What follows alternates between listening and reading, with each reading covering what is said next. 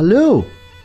Here's an old Scottish Christmas tale from the depths of our archives, and it is said to have originated around the late 1500s. And it goes like this. It was Christmas Eve. The shepherd of a flock in a rural wilderness had gone away to a Yule fair and left a young herd boy in charge of the ewes. Alone in the wattled clay hut, the boy looked out from the fire and saw that the short afternoon light was already fading.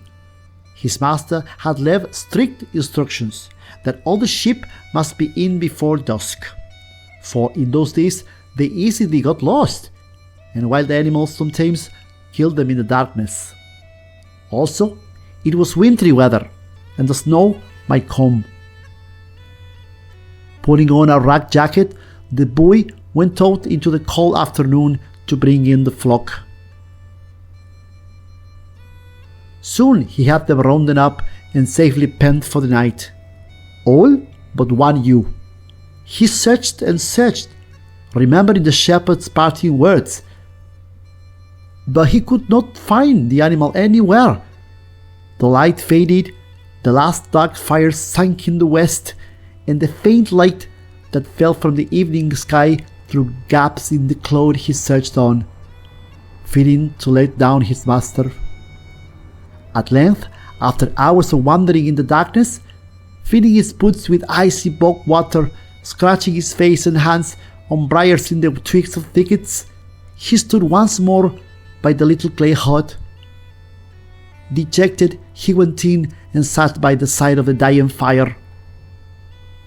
After a while, he stirred the embers into life and threw on a few twigs and a couple of peats. He pushed off the hard broken boots and nosed his bare feet in the warmth. Soon the moon would rise. He would wait until then and go out again, although he had little hope of finding the lost sheep. Then, suddenly, he thought of Sandringen's well, which lay a little distance away. People often went there in time of trouble to enlist the saint's aid. Sometimes people who had lost things, and it was Christmas Eve. Saint Ringen was said to come back to Galloway every Christmas Eve. He paused, but the saint only helped proper folk. He wouldn't be interested in a rag-haired boy, and they always took him a gift. The boy looked around. He had nothing. All he possessed in the world were his few poor clothes and the bowl of kale brose he was to eat for his supper. It was hardly enough to offer a saint. Besides, he was hungry. Regretfully, he realized that, hungry or not, he must offer the brose to Sandringen.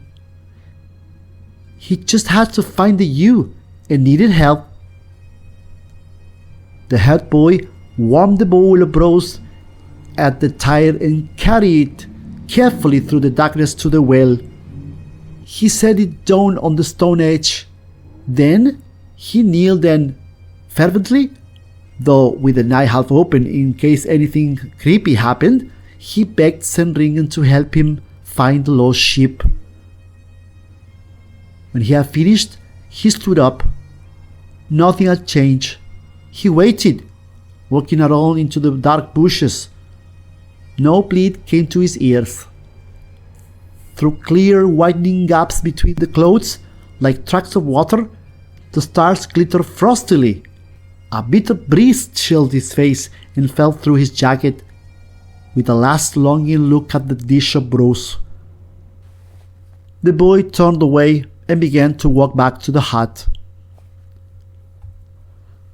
He had not gone very far when Lai heard a little noise behind him. Turning, he saw a thin, ragged man sitting on the edge of the well, supping the brose. The herd boy began to protest. He had left his supper for a saint, not this tattered beggar. Then, charitably, he thought that since St. Regan had not turned up, the poor hungry man might as well have it. The beggar waved his spoon at the boy. It's a grand night, laddie. I wish it was, the head boy replied dejectedly, coming back. I've lost one of my master's shoes. Some wild animal will kill it during the night, or it will stray, so that I'll never find it. Don't worry yourself, said the beggar. It's not so far away. You'll find it caught in a bramble bush in the deep ditch beneath yon soft trees that always bloom first in the spring. The boy shook his head. I won't. I've been along that ditch a dozen times and it's not there. Well, that's where you find her. The boy sighed. He needed more helpful advice than that. The beggar finished the dish of roast, and then, together, they walked to the place he had described. To the shepherd boy's astonishment, there was the ewe, caught in the thorn seed at the bottom of the ditch, its wool screwed up so tight in the brambles that it could not move. He scrambled down through the tangled vegetation until the verge was high above his head. His boots went through the cat eyes into the water and mud, and no matter how he tugged and tore on the thorns, the boy could not release the sheep.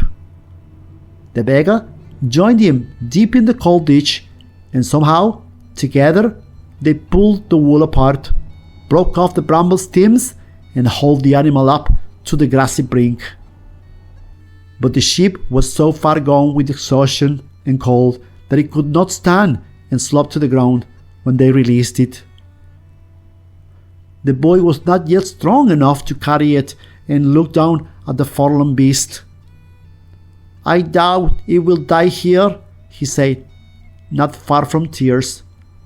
I don't know how to get it home. For answer, the beggar bent and, catching the sheep by the legs, slung it around his shoulders. Side by side, they returned to the little clay hut and set the tattered animal down by the still glowing lyre. Will you not stay here the night?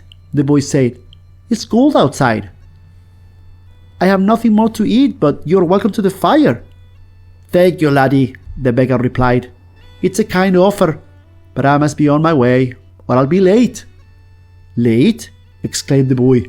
But where are you going at this time of night? It's nearly midnight. Where? Why, Bethlehem, of course. Where else would I be on Christmas night? The head boy was bending to pick up sticks for the fire when he looked up at the beggar. Was nowhere to be seen. Quickly, he crossed to the door and stared out into the cold night. The beggar had gone, but there, by the rising moon, was a glittering pathway that led from the poor doorway of the little clay hut straight to the east. And this story has ended. My dear friends, this has been a beautiful Scottish Christmas tale. So I hope you enjoy it, and I see you next time. Thank you for listening.